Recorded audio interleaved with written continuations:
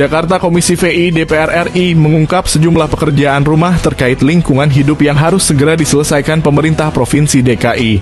Salah satu PR terbesar Pemprov DKI saat ini menyangkut pencemaran tanah. Sekitar 70% tanah di DKI Jakarta tercemari air limbah, sehingga Kali Ciliwung sudah tidak layak konsumsi, ujar Wakil Ketua Komisi VII, Effendi Simbolon, saat berkunjung ke gedung Balai Kota DKI Jakarta, Jalan Medan Merdeka Selatan, Senin 25/4/2011. Kunjungan Komisi VI DPR ini diterima langsung oleh Gubernur DKI Jakarta, Fauzi Bowo, serta jajaran di lingkungan Pemprov DKI.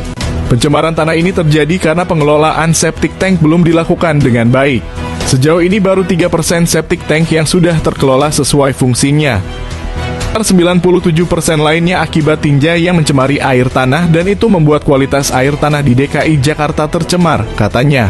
Pencemaran ini membawa dampak negatif pada aliran air di sepanjang Kali Ciliwung. Kali tersebut sudah tercemar bakteri Escherichia coli (E. coli) jauh di atas ambang normal yakni 80%. Air sudah berubah jadi coklat dan hitam kepekatan jadi tidak bisa dikonsumsi masyarakat meski diolah oleh PAM, kritik anggota dari fraksi PDIP ini. Menanggapi kritikan ini, Fauzi Bowo mengaku memang tanah di Jakarta mulai tercemar. Namun ada hal yang lebih membuat Fauzi khawatir yaitu soal penurunan tanah sedalam 2 cm per tahun akibat penyedotan air tanah. Sementara permukaan air laut terus meninggi hingga 1 cm per tahun, jelas pria yang akrab disapa Foke ini. Foke mengatakan kalau masalah ini tidak segera diselesaikan secepatnya, 50 tahun lagi wilayah di Jakarta Utara bisa tenggelam. Salah satu solusi tepat yang bisa dilakukan yaitu dengan membangun tanggul raksasa untuk menahan air laut dan menampung air dalam jumlah besar yang rencananya akan dilakukan pada tahun 2020 nanti. Itu solusi terbaik agar sebagian wilayah Jakarta Utara tidak tenggelam.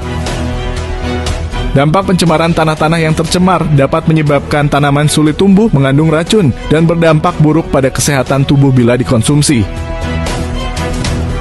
Contoh pencemaran 1. Pencemaran akibat tanah 2. Pencemaran akibat penggunaan pestisida 3. Pencemaran akibat bahan kimia industri 4. Pencemaran akibat limbah buangan pabrik 5. Pencemaran akibat limbah rumah tangga 6. Pencemaran akibat polutan radioaktif.